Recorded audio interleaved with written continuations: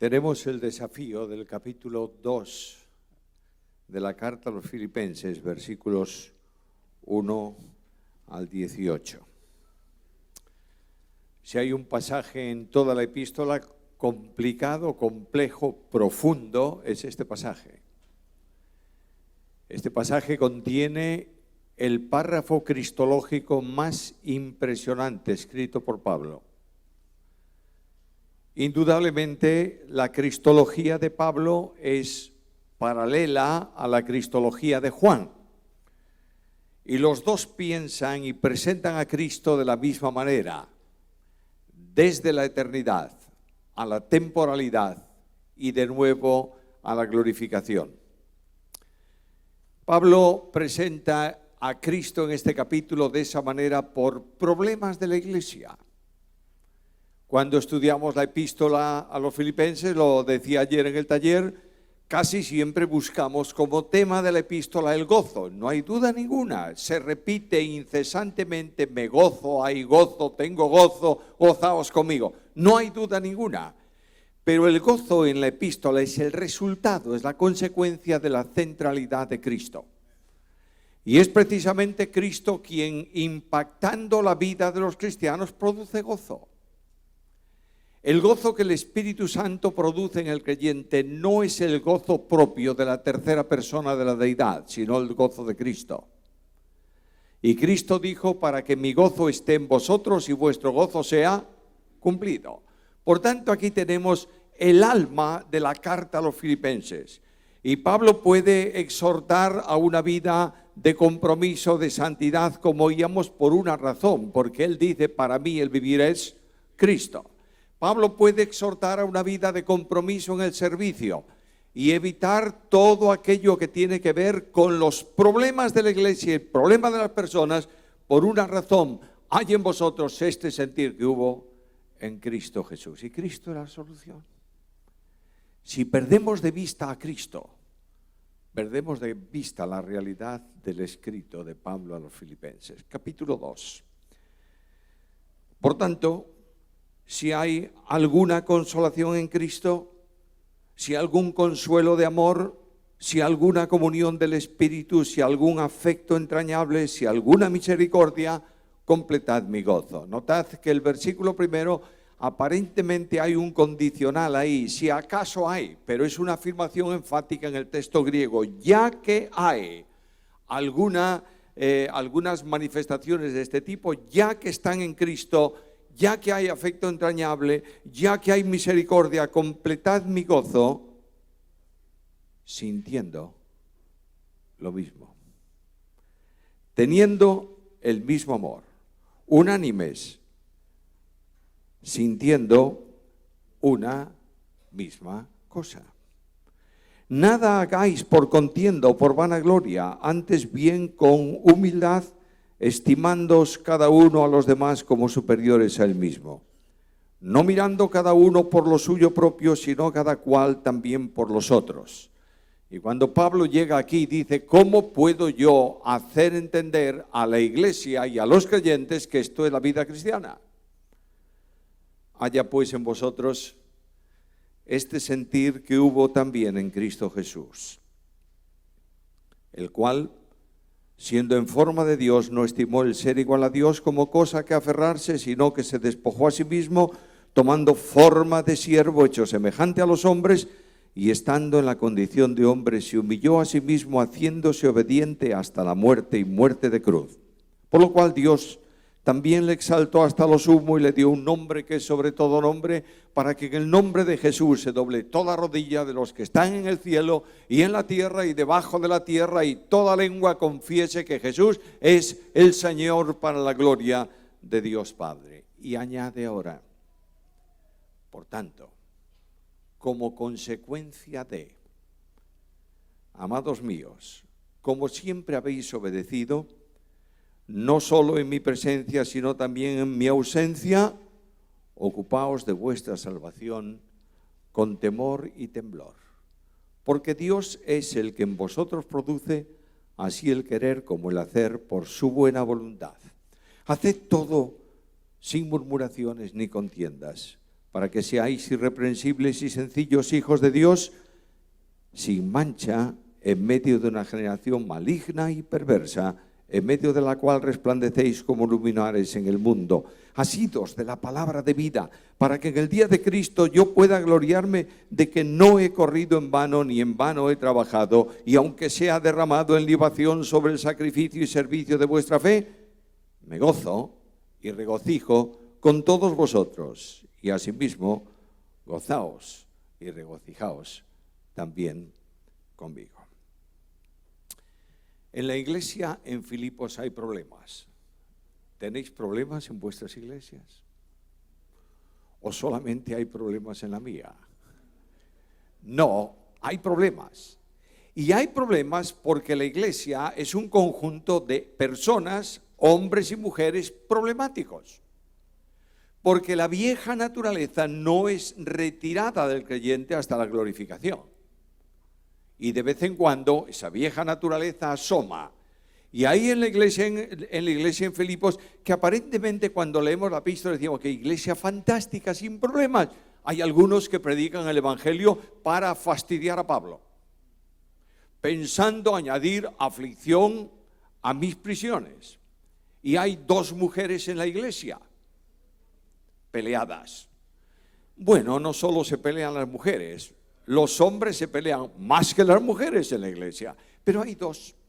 Y esas 2 mujeres están produciendo una escisión en la congregación. Imagínate esto para entender lo que quiero decir. Termina la reunión del domingo por la mañana. Perdonad, estoy contextualizando, no era así en aquel tiempo, pero termina la reunión y va saliendo por el pasillo central del templo. Y uno dice al otro, ¿te fijaste que Sintique no saludó a Evodia? Y el otro le responde, ¿y cómo la va a saludar? Mira cómo es Evodia. De manera que están produciendo una escisión dentro de la iglesia. Y no son mujeres cualquiera. Son mujeres que han estado en el ministerio fundacional de la iglesia, colaborando al mismo nivel que Clemente y otros colaboradores. Yo pensé que las mujeres en los tiempos de Pablo en la iglesia apostólica eran las que barrían el local. Y resulta que son personas que están ministrando, que están ayudando, que están colaborando al mismo nivel que el resto de los hombres. Hermanos, paréntesis aquí.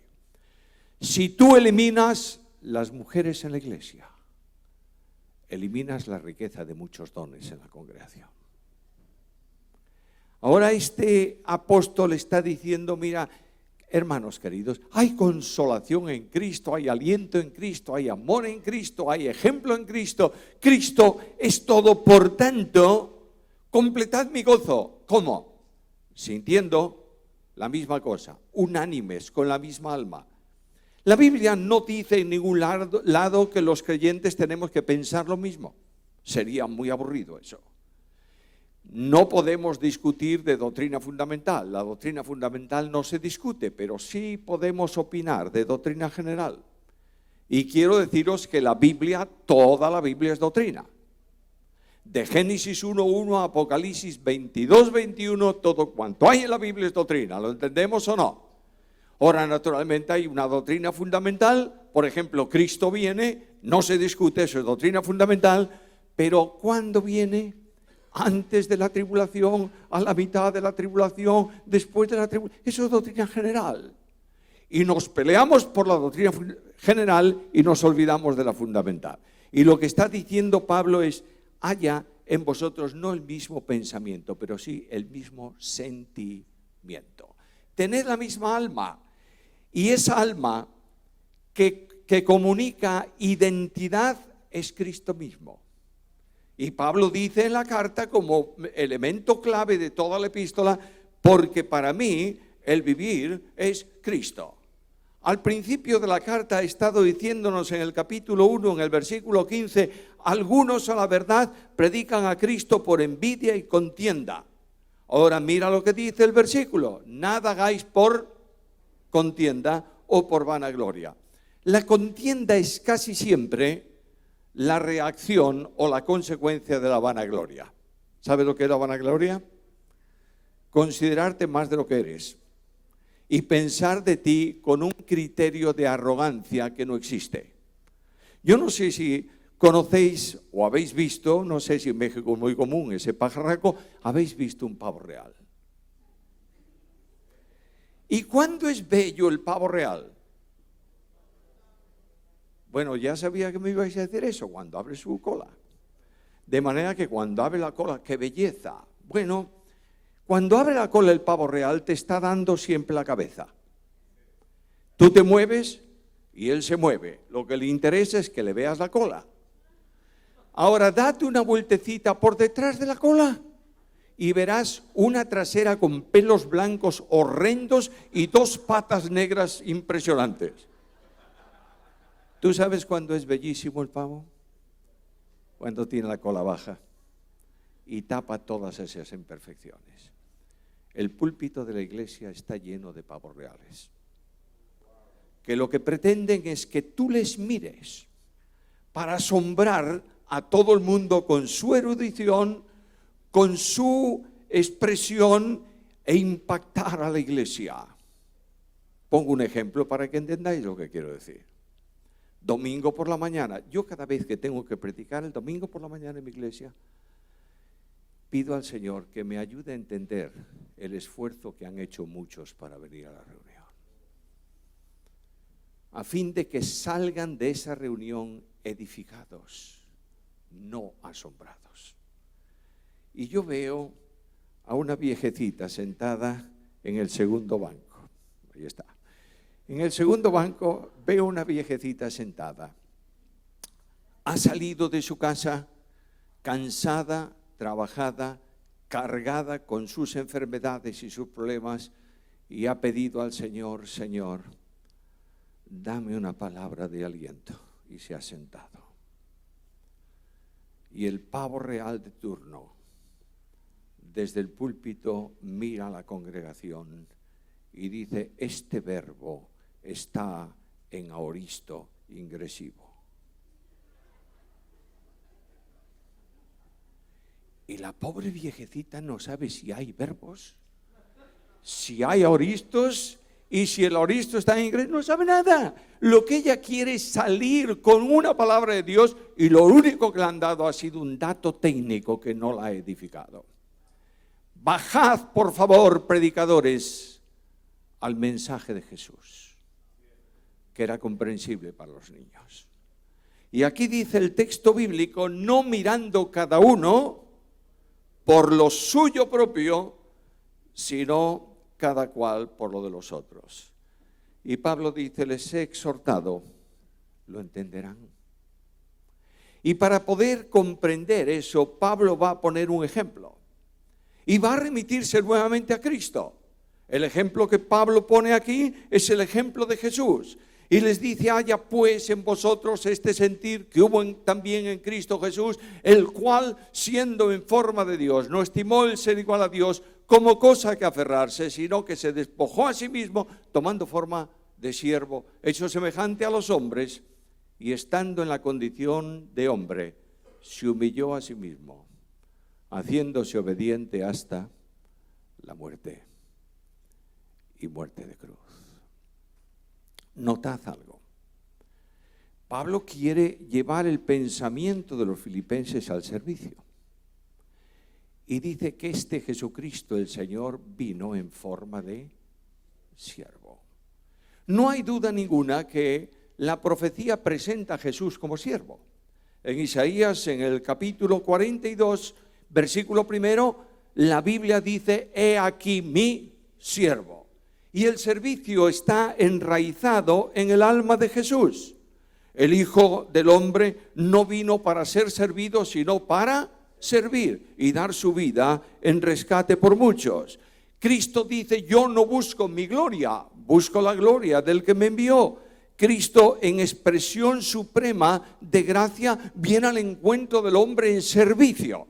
Nota lo que dice Pablo en 2 Corintios capítulo 8, versículo 9: porque ya conocéis la gracia de nuestro Señor Jesucristo, el cual, siendo rico, se hizo pobre para que vosotros con su pobreza fueseis enriquecidos. Nota esto, por favor. Gracia es amor en descenso. Siempre que hay gracia en la Biblia hay descenso. Y la gracia es el amor de Dios que obliga a Dios a descender al encuentro del hombre. Y Cristo viene del cielo a la tierra en un acto de servicio extraordinario, de revelación y de comunicación de Dios al hombre. De manera que Cristo viene a la tierra como hombre para dar a los hombres un discurso de Dios en garganta de hombre. Y para dar al hombre un abrazo de Dios con brazo de hombre. Y para caminar el camino del hombre. Y para sentir las flaquezas de los hombres. Y para llorar las lágrimas de los hombres y morir la muerte de los hombres. Este es Cristo. Y Cristo viene en esta dimensión de servicio. Y la Biblia presenta a Cristo y presenta una acción trinitaria para que sea posible el servicio de Jesús. Notad que el escritor a los Hebreos dice, me apropiaste cuerpo. ¿Notáis que está en la misma sintonía? Y está refiriéndose al Padre, me apropiaste cuerpo. Y esa palabra, me apropiaste cuerpo, está tomada en una forma de traducción del Salmo 40, versículo 6. Ya que sacrificio y ofrenda por el pecado no quisiste ni te agradaron, has abierto mis oídos. ¿Qué tendrá que ver abrir los oídos con preparar cuerpo? Bueno, cuando el Salmo habla de perforar los oídos, está haciendo alusión a Éxodo capítulo 21, la ley del esclavo voluntario. Y ahí cuando tú lees esa ley del esclavo voluntario, dice que cuando en la casa hay un esclavo que ama a su mujer, ama a sus hijos y quiere continuar siendo esclavo indefinidamente en la casa del dueño, no pasa para él el tiempo jubilar, ni mucho menos. Se lo dice al dueño, le dice, quiero ser tu esclavo, y el dueño lo lleva a la puerta de la ciudad y en presencia de testigos le perfora el lóbulo de la oreja derecha. Has abierto mis oídos, yo soy siervo, soy esclavo voluntario por amor. Esta dimensión es imposible de entender en Cristo desde el plano de los hombres y desde el pensamiento de los hombres. Cristo es la contradicción absoluta para el hombre. Cristo es la expresión incomprensible. ¿Cómo puedo yo entender que el Dios infinito se haga un hombre del tiempo y del espacio? ¿Cómo puedo yo entender que aquel que es consolador de los afligidos diga, mi alma está muy triste hasta la muerte? ¿Cómo puedo yo entender que aquel que alimenta a todas las criaturas con su poder asombroso tenga sed y tenga hambre? ¿Cómo puedo yo entender que el que nunca duerme sobre su pueblo Israel se duerma cansado del trabajo en una jornada en un barco movido por el temporal? ¿Puedes entenderlo tú? Yo no. Pero esta es la admirable grandeza de Jesús. Y Pablo va a introducirnos en este párrafo utilizando dos veces una misma palabra.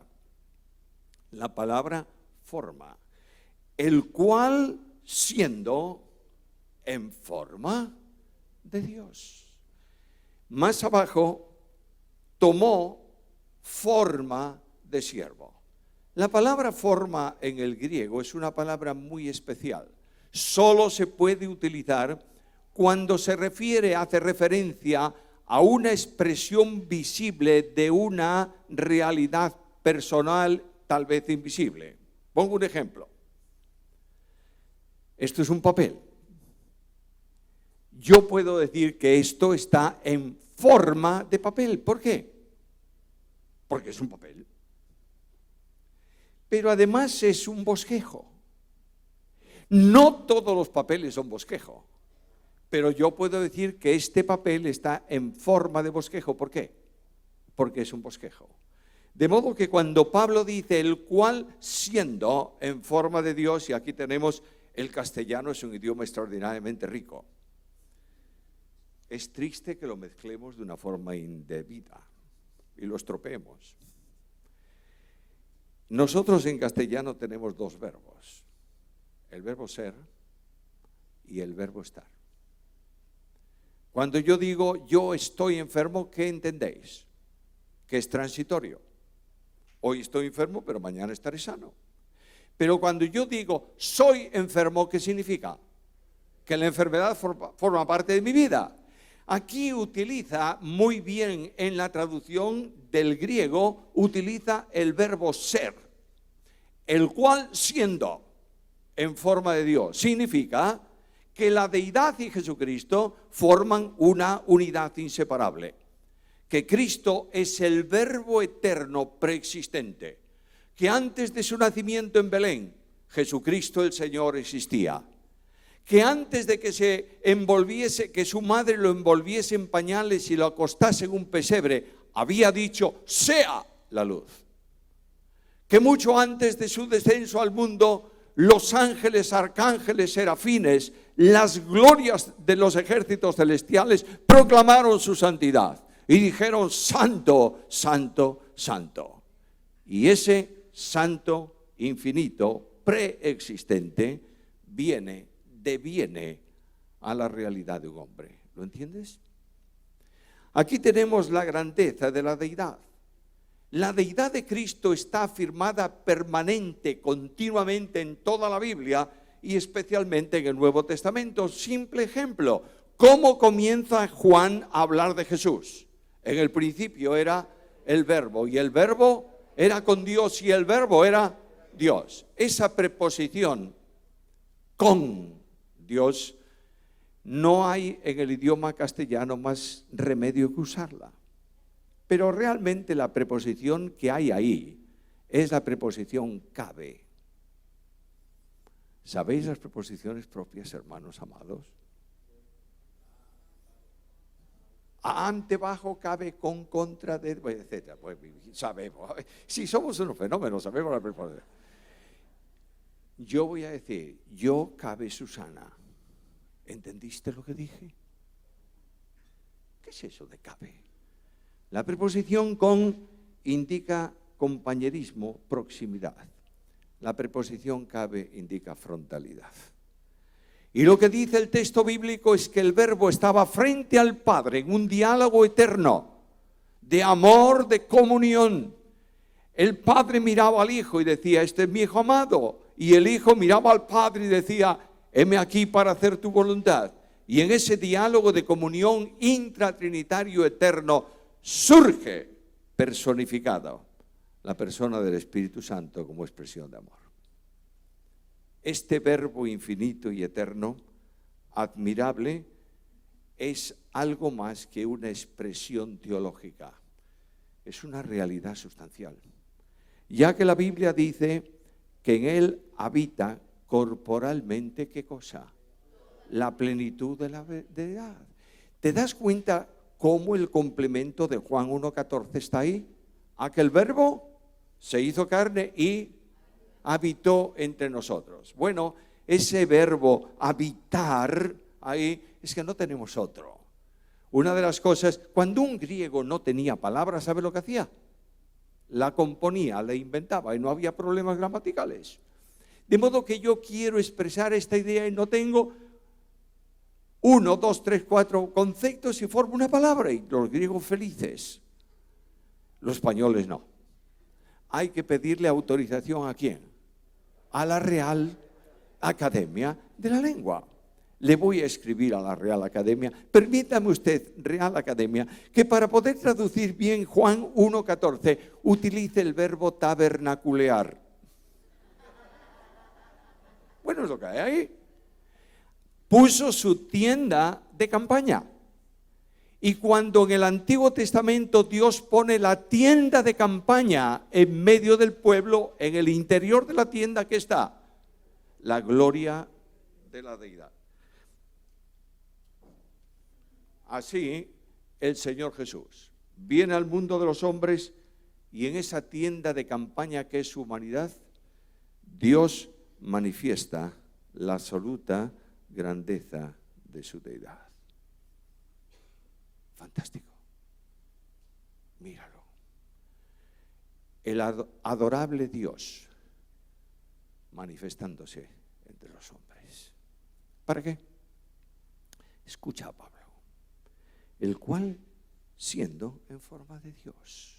Es decir, todos los derechos de la deidad son de Cristo. Y el derecho de Cristo es estar en el trono de gloria y ser adorado por los ángeles. El derecho de Cristo es barrer de en medio a sus enemigos porque es Dios soberano.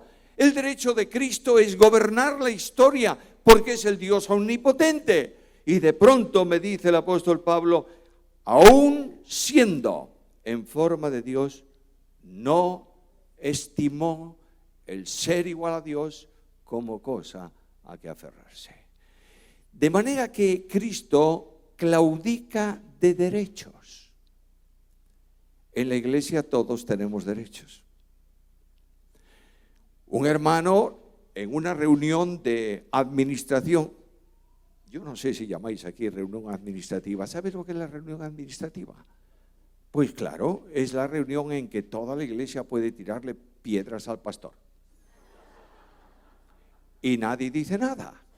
Bueno, en una reunión administrativa todos pueden hablar, ¿por qué?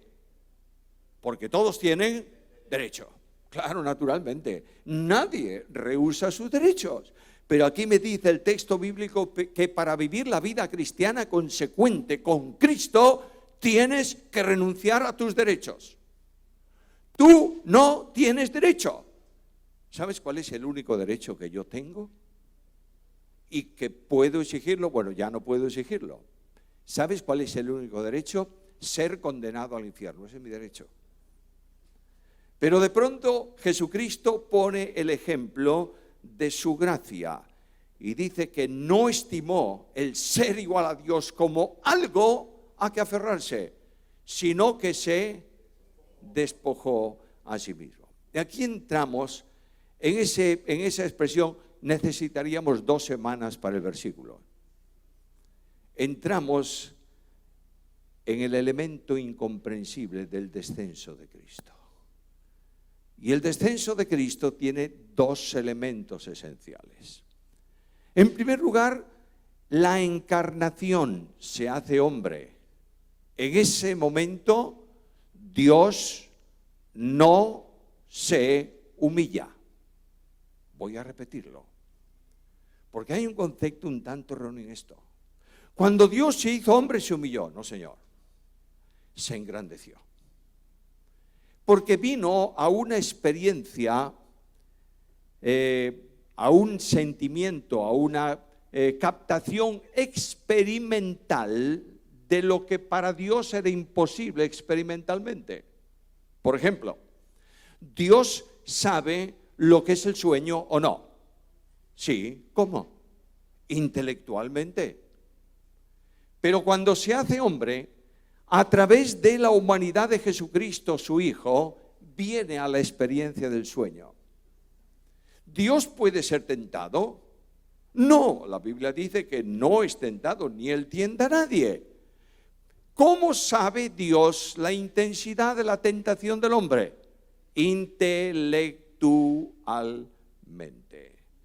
Y de pronto ese Dios toma una naturaleza humana y viene a experimentar la dificultad de la tentación del hombre. Dios se engrandece, pero Dios se limita. La limitación no humilla a nadie. Quiero poner un ejemplo para que todas estas cosas que son a veces un tanto difíciles vengan a ser fáciles. Nosotros tenemos en España un rey. Qué raros son los españoles. Mantienen todavía el sistema de los tiempos de la conquista. Bueno, es que somos así de raros. Tenemos un rey, a este rey le gusta, su padre le gustaba más, le gustan los deportes náuticos, le gusta subir a su velero y participar en una regata. El rey en España es el jefe del Estado, la expresión máxima de la nación. Cuando el rey sube a su velero y comienza a navegar, no dice, bueno, como yo soy el rey, en vez de hacer 14 millas náuticas, hago 4, porque yo mando y me vuelvo. No.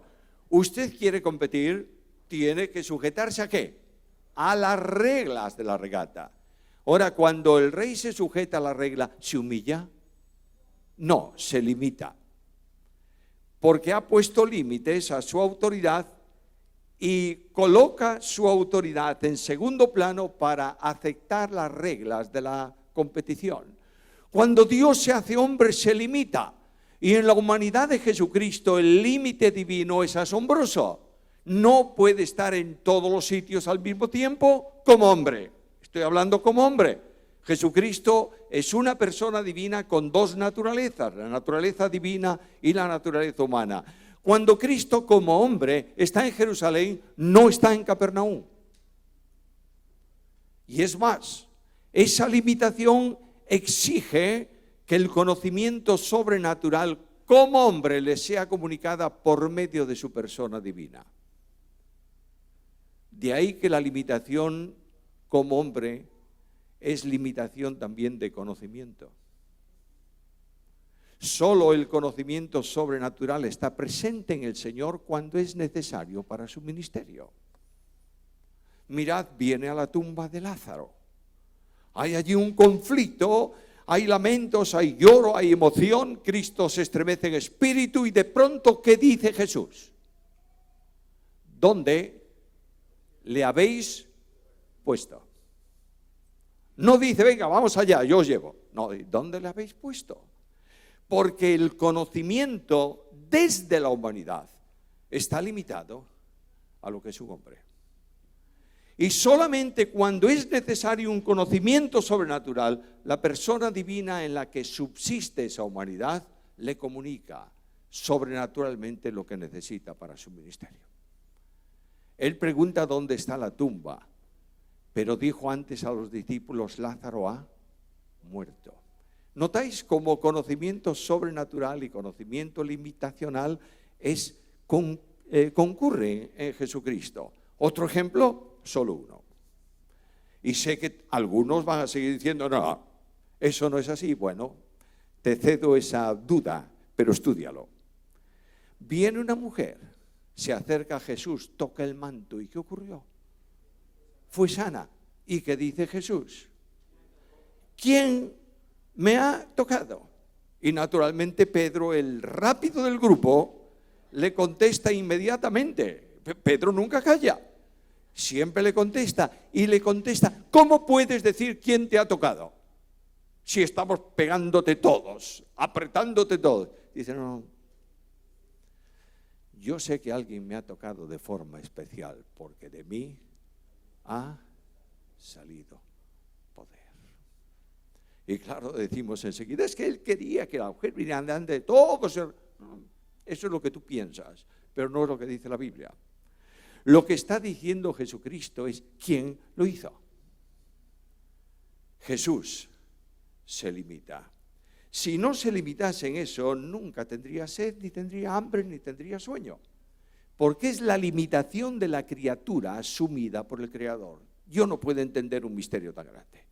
¿Cómo puede el Creador venir a la experiencia de la criatura? Pues ha venido de esa manera. Y en la persona bendita, divina, eterna del Hijo de Dios, subsiste a perpetuidad una naturaleza humana. Limitación. ¿Es suficiente? No. Tengo que proseguir al estado de humillación.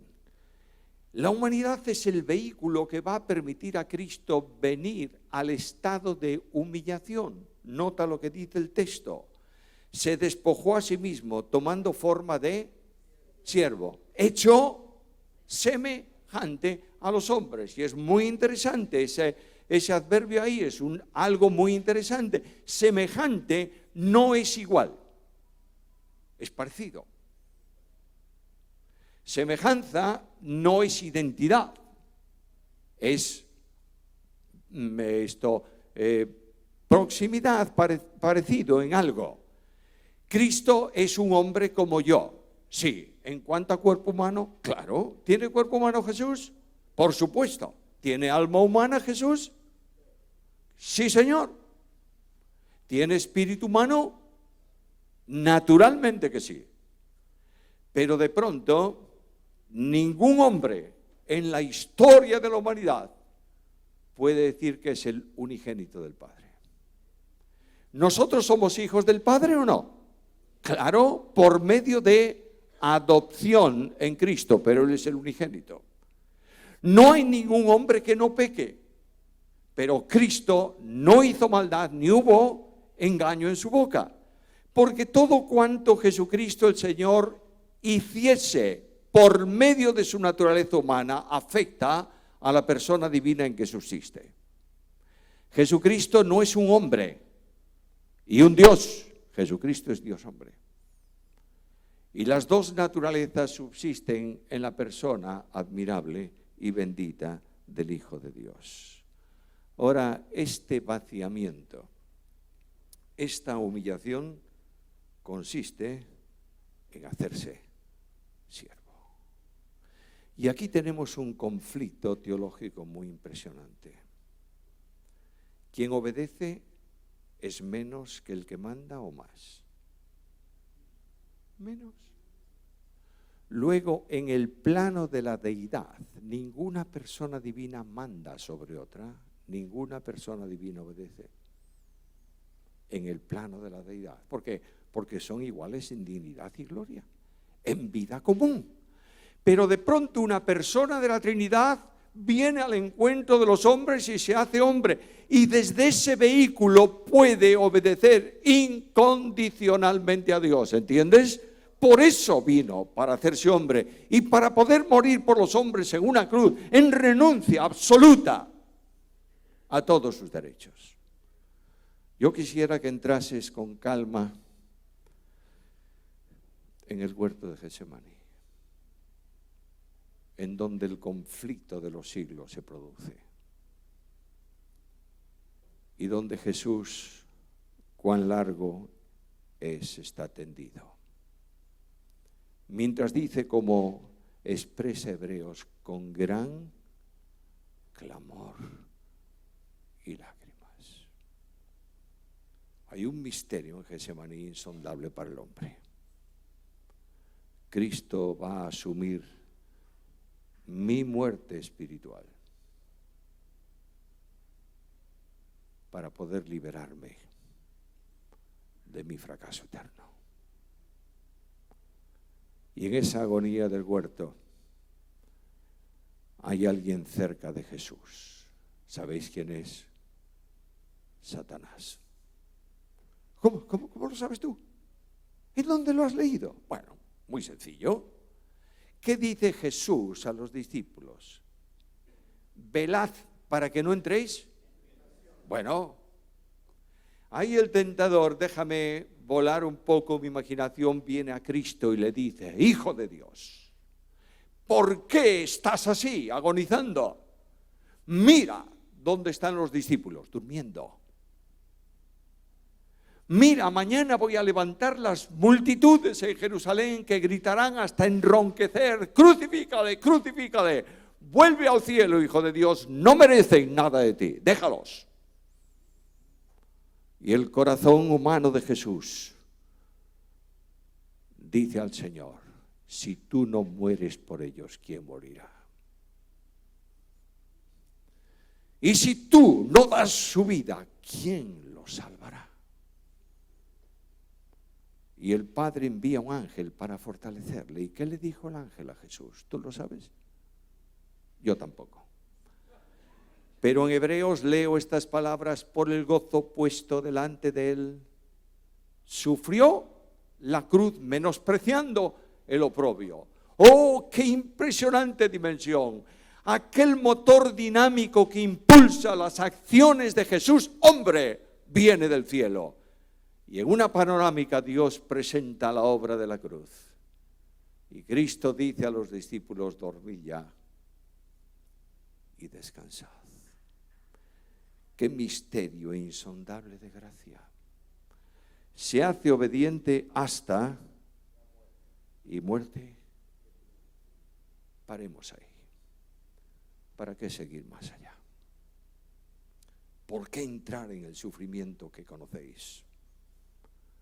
Y en las horas de tinieblas en donde el Hijo de Dios guarda silencio. ¿Por qué buscar explicación a lo que no tiene explicación en la mente del hombre? Guardemos silencio delante de la cruz. Pero Pablo dice, haya en vosotros este sentir que hubo en Cristo Jesús. ¿Cuántos nos hemos levantado esta mañana pensando que somos algo? ¿Y cuántos estamos orgullosos y arrogantes con nuestro ministerio y con nuestra iglesia y con nuestro proyecto y con nuestros libros y con nuestro propósito? Quiero deciros que solo a los pies de Jesús se alcanza la dignidad. Y que solo cuando soy siervo soy semejante al Maestro. Debo terminar. El apóstol se dirige ahora a los creyentes. Por tanto, amados míos, como siempre habéis obedecido. Qué extraña expresión. ¿Vosotros creéis que siempre obedecieron? Si hay algunos que predican por contención. Bueno, Pablo está refiriéndose a la condición natural del creyente hoy. Escucha la Biblia. Elegidos, primera carta de Pedro, capítulo 1, versículo 2. Elegidos según la presciencia de Dios Padre en santificación del Espíritu para obedecer y ser rociados con la sangre de Cristo. Los que leéis el griego y estudiáis el griego, yo supongo que aquí hay varios, notaréis que no hay un verbo en ese versículo, no está el verbo obedecer, está el sustantivo obediencia. No es lo mismo un verbo que un sustantivo. El verbo marca acciones puntuales, obedecí, obedezco, obedeceré. El sustantivo marca área de posición. Dios nos ha salvado para obediencia y nos liberó del poder de las tinieblas y nos trasladó al reino ¿de quién? De su amado Hijo, de manera que el creyente está en una esfera en donde la obediencia es natural en su vida y la desobediencia es todo lo contrario. Y lo que dice Pablo es que tenéis que obedecer y lo vais a demostrar de una manera, ocupándoos de vuestra salvación. Y aquí tenemos a los queridos hermanos arminianos peleándose por mantener la seguridad de salvación, pobrecitos. Pierden el gozo de la salvación, pero no pierden la salvación. Ahora lo que me dice aquí es ocupaos de vuestra salvación. ¿Cómo? 3 momentos de salvación. En el pasado, justificación, en donde el pecador es separado, el pecador creyente, es separado de la responsabilidad penal del pecado. Ya no hay condenación. En el presente, santificación, en donde el creyente es separado del poder del pecado. Y en el futuro, glorificación, donde el creyente será separado de la presencia del pecado. Estamos en la segunda etapa. Y en esta segunda etapa tú tienes que actuar por una razón. Por mi esfuerzo. Mirad, 5ª generación de evangélicos. Sé de evangélicos, no sabes lo que hay. Y en mis tiempos de niño había normas. Normas que han generado conciencias acusadoras de pecado que no existen. Ir a este sitio es pecado y tu conciencia, y resulta que no es pecado. No vistas, no toques, no gusten. Ahí tienes el legalismo. Y el legalismo gusta tremendamente al creyente carnal. Y de pronto, Pablo dice, podéis obedecer, ¿sabes por qué? Porque Dios es el que en vosotros produce el querer y el hacer por su buena voluntad. Escúchame, hermano mío, aunque no sepas, no recuerdes nada de lo que he dicho, escucha esto. Solo es salvo el que vive a Cristo. Nada más. Cristianismo no es religión y mucho menos denominación. Cristianismo es Cristo. Y cuando tú dices, para mí el vivir es Cristo y Cristo se hace vida en tu vida y vivifica y estimula y orienta, eres santo. Si no, no lo eres. Dios produce. Por tanto, dice, haced esto todo el servicio, como sin murmuraciones ni contiendas. ¿Has visto alguna vez poner fuera de comunión a un pecador en la iglesia? Lamentablemente sí. Juan Pérez queda puesto fuera de comunión por adúltero. ¿Está mal? No lo sé. ¿Has visto poner fuera de comunión alguna vez a un malediciente?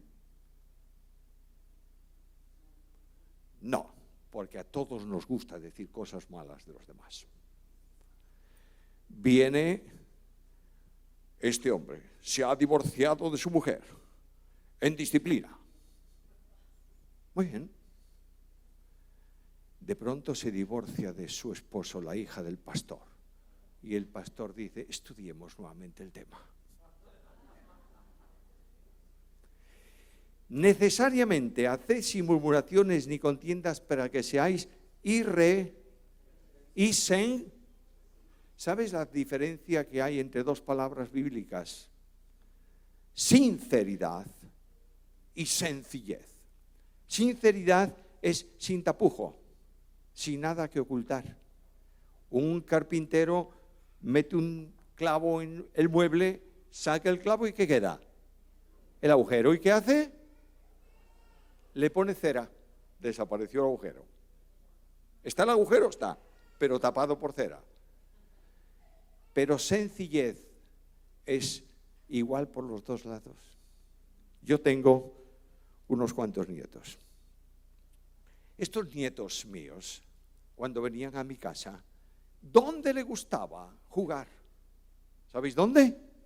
Tenían toda la casa. ¿Sabéis dónde les gustaba? En el despacho del abuelo. Venían y me decían, abuelo, ¿nos dejas hacer una cabaña? ¿Sabes lo que era la cabaña? Sacar los asientos los cojines del asiento largo de mi despacho y meterse por debajo de la cabaña. Un día les dije, bueno, el despacho para vosotros, yo me voy, pero no quiero que toquéis los papeles de la impresora. Aquí hay una caja de papel usado, eso lo podéis hacer, la impresora no, ¿eh? La pequeña, más pequeña, se sentó en mi sillón y se puso a jugar. Una hoja de la impresora, un muñeco. Otra hoja de la impresora, otro muñeco. Y el mayor, que la vio, le dijo, ¡ay! Si te ve el abuelo verás. ¿Qué hizo? Le dio vuelta a los papeles y lo metió en la impresora. A la mañana siguiente yo voy a imprimir. Muñeco. ¿Pero qué es esto? Eso no es sencillo, es doble. Por una cara, una cosa, por otra cara, otra. Pablo dice, solo seréis sencillos si vivís a Cristo. Pero termino. Ahí al final Pablo levanta los ojos y dice, no serán perfectos hasta el día de Cristo. Y hay un enorme contraste en el capítulo que a mí me emociona. Por un lado, la cruz. ¿Predicas mucho de la cruz en tu iglesia? La cruz ha desaparecido del ministerio de la congregación.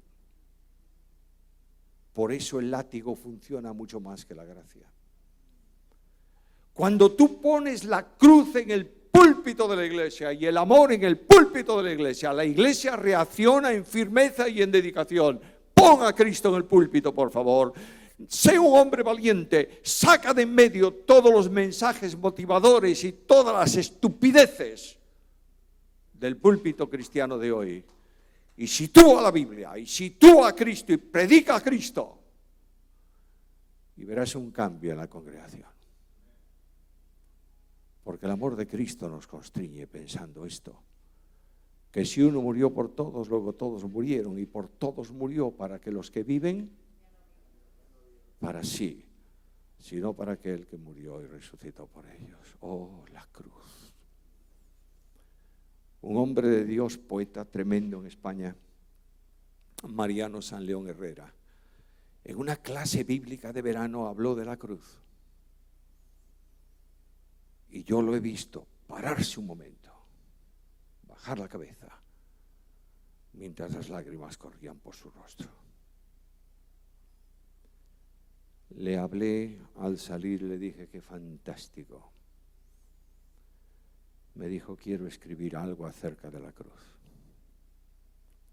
Y al otro día, en un papelito usado, con lápiz, había escrito el famoso himno que cantamos en España. Qué amor tan inmenso, Señor, en ti he visto. Qué amor me revela tu hondo sufrir. ¿Quién puede su vista posar en tu leño? Y luego, insensible, su ruta a seguir. Ahí tienes la cruz. Y ahí tienes la esperanza. Y yo levanto mis ojos al cielo y digo, Señor Jesús, cuando esté en tu presencia veré las señales de los clavos. Y solamente podré decirte, gracias. Muchas gracias, Señor. Y mientras tanto, yo te pido un momento de reflexión personal ahora. Que tú inclines tu cabeza, cierres tus ojos y te preguntes dónde está Jesús en tu vida. ¿Dónde está? Recupera a Cristo, por favor. Di a Cristo ahora, Señor, te necesito. Ayúdame, Señor. Quiero ser como tú.